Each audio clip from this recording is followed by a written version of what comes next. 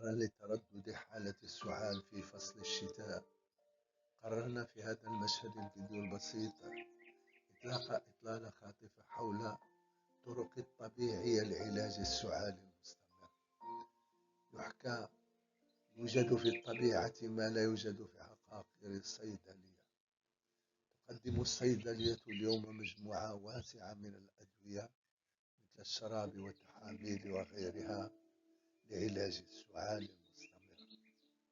من المثير للاهتمام معرفة أنه يمكننا أيضا العثور على مكونات فعالة لعلاج السعال في المنزل والطبيعة للتخلص من المخاط الذي يعيق الجهاز التنفسي. تبات بعض أصناف شاي الأعشاب فعالة، يوصى بشاي براعم الصنوبر لعلاج السعال المزعج، حيث يعمل على تحرير الشعب الهوائية والرئتين من الإفرازات المتراكمة. أيضا تقدم شاي الأعشاب المصنوعة من اليوكاليبتوس، الزعتر أو بابونج، مع ملعقة صغيرة من العسل، تقدم راحة مرجوة. يمكن تناول ما يصل إلى 3 أكواب في اليوم، وهي مثالية قبل النوم للحصول على نوم أفضل. طريقة ثانية لعلاج السعال بشكل طبيعي العنب، وخاصة الأنواع الداكنة منه، يعتبر منشطا فعالا للجهاز التنفسي ويعد طاردا طبيعيا ممتازا للبلغم. استهلاك العنب يوميا، خاصة خلال فترات الإصابة بالزكام أو الأنفلوزيا، يوفر جرعة جيدة من مضادات الأكسدة.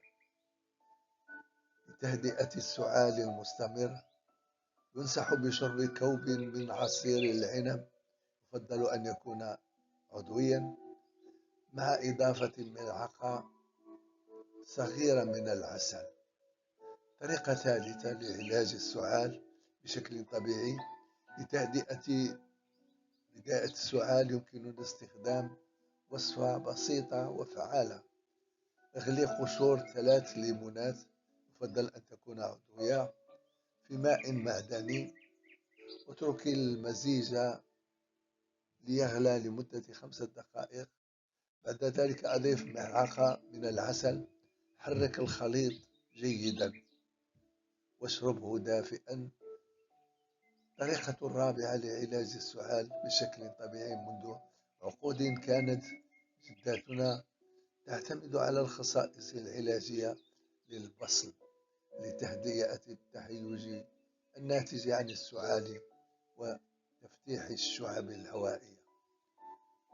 تحضير شراب البصل: قطع بصلا طازجا إلى قطع صغيرة واضغط لاستخراج العصير. خلط هذا العصير مع ملعقة صغيرة من الجلس لمدة 6 ساعات. ينصح بتناول نصف ملعقة صغيرة من العسل، واتركه من هذا المزيج مرتين في اليوم لمدة لا تزيد عن 3 أيام. نود أن تكون هذه نصائح تقليدية مفيدة، وإلى اللقاء في حلقة مقبلة.